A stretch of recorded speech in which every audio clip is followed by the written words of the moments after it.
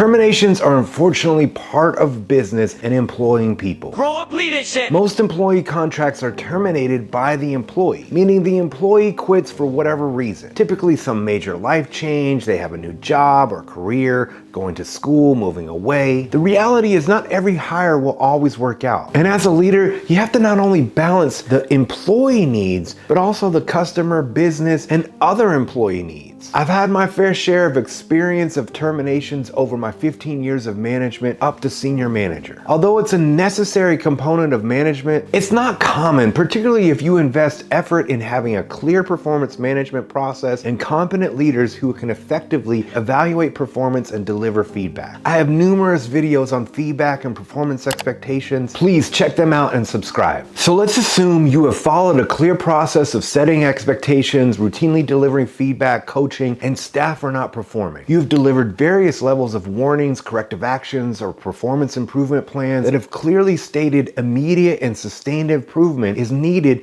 to avoid potential termination. If the employee is still not performing at that specified level and you have determined it's not a good job fit, you are now at this step of deciding to terminate employment, essentially terminating the employment contract or agreement. Again, providing that clarity and support along the way will make this last step of termination easier to accept for you and the employee. The first step is to ensure you are calibrated and have agreement with your HR staff, your human resources staff, and your leadership, as well as calibrating with peers. HR may often be involved in the termination process to assist with risk management, along with maybe delivering benefits information. So ensure you have connected and planned with your HR team before moving to a termination. Keep your delivery concise and to the point. Briefly explain the concerns that have been previously discussed and that improvement has not been sustained, and that the decision has been ultimately made to terminate employment. Then move to what to expect next. This is often where you'll involve HR in the conversation, sharing brief information about benefits, pay, returning equipment. It can often help to ask or verify a personal email address to email these details. Avoid getting pulled into a back and forth discussion or argument. You can acknowledge their statements, but quickly reiterate that performance improvements have not been sustained and the decision has been made to end their employment contract. Don't apologize, but you can certainly share a polite farewell by wishing them luck or take care. It's highly suggested to truly have employment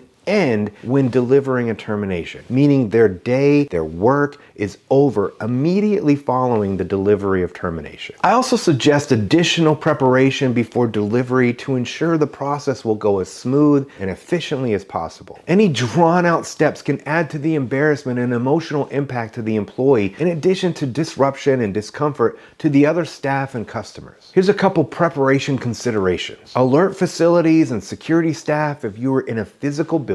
You may consider having someone pack up the employee's items to again minimize the awkwardness of the terminated employee. You may also alert your IT department to turn off any login access to avoid any inappropriate emails or retaliation. Set up separate arrangements to return equipment and to deliver personal items. As stated, don't apologize and try to use only generic, polite statements with greetings and farewell. Avoid any phrasing that is not professional, like it's not working out or you're fired. You're not breaking up a relationship. This is often difficult and serious for the employees, so be respectful and competent. Avoid joking or laughing. This is time to be professional. Expect a potentially strong reaction from the employee. Tears, anger, shock. In my experience, most of the time the employee is processing. And again, you want to keep it concise and clear and swiftly move to the next steps. Provide info on how they can get questions answered and end the conversation. If they're in the building, escort them out. Please don't share your stories about how this is a new opportunity and you got through this, or you know someone who got through this and everything was great on the other side. It's not your place to try to comfort, as you are the one causing the person potential pain by making a decision to end their employment. I'm telling you, this won't be received well.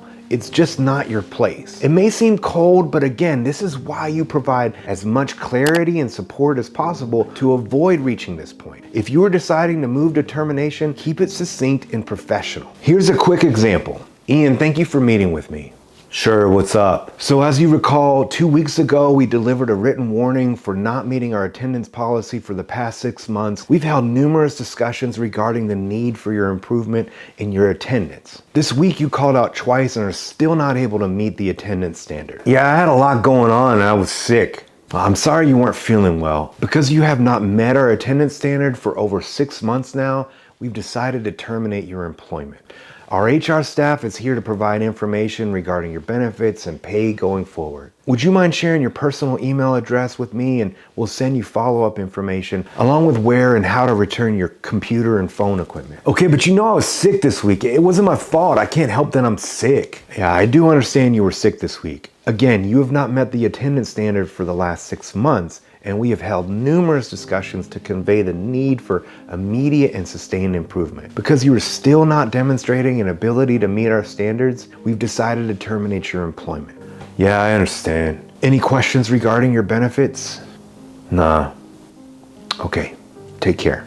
Again, this may feel cold, but at this point, it's not about support and relationship building. It's not about your relationship. You have determined it's not a good job fit and are terminating the employee and company relationship. This is why, again, the clarity, feedback, support, and relationship building up front before moving to termination is so important. For videos on how to better support, manage, and lead employees, please check out this next video and follow or subscribe.